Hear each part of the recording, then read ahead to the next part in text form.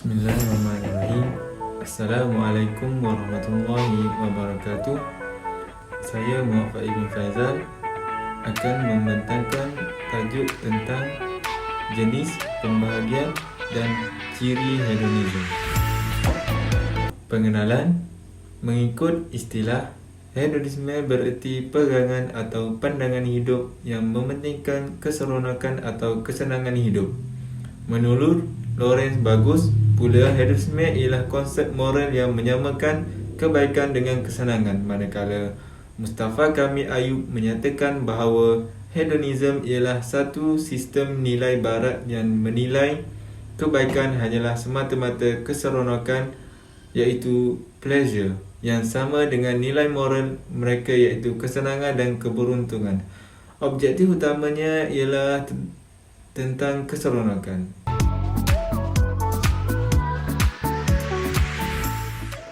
Seterusnya, jenis hedonisme.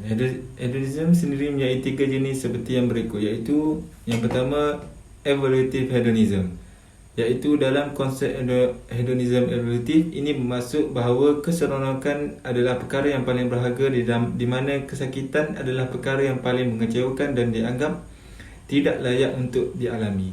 Yang kedua, psychological hedonism.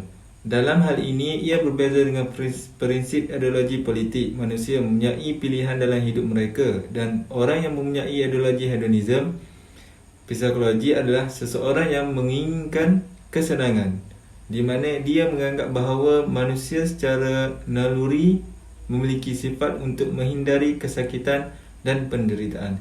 Dan yang ketiga, rationalism hedonism. Tidak seperti jenis hedonisme sebelumnya, merasionalisasi hedonisme adalah seseorang yang mencari kesenangan tetapi juga memahami akibatnya.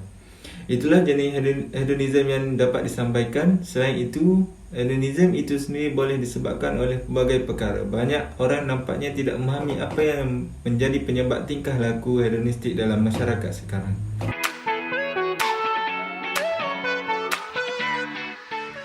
Dan yang seterusnya, pembahagian hedonisme. Menurut pandangan ahli falsafah, hedonisme itu sendiri terbahagi kepada 2 bentuk, iaitu hedonisme psikologi dan hedonisme etika. Yang pertama, hedonisme psikologi, iaitu doktrin bahawa manusia sentiasa melakukan suatu tindakan yang difikirkan dapat memberi kenikmatan terbesar kepada mereka. Doktrin ini kemudiannya dikenali sebagai hedonisme psikologi egoistik.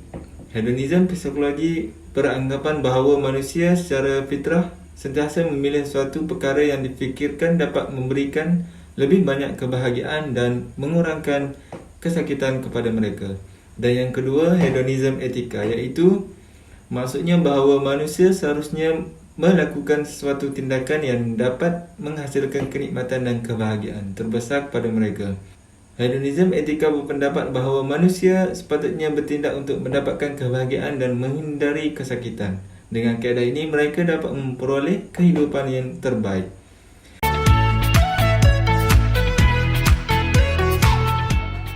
Akhir sekali ialah ciri-ciri hedonisme.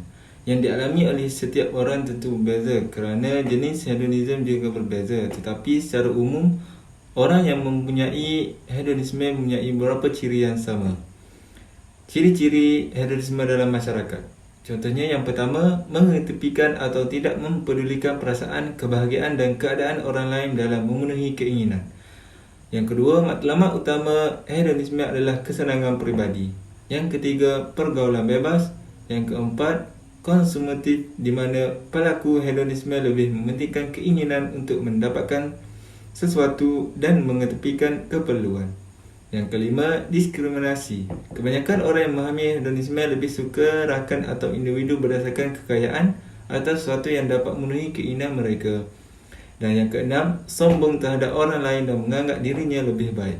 Kesimpulannya, hedonisme menggariskan keseronokan sebagai asas utama untuk kehidupan mereka. Konsep kebaikan dan kebahagiaan yang dibawa oleh hedonisme hanya berasaskan kepada keseronokan duniawi serta penumpuannya kepada kebendaan semata-mata. Sekian, terima kasih.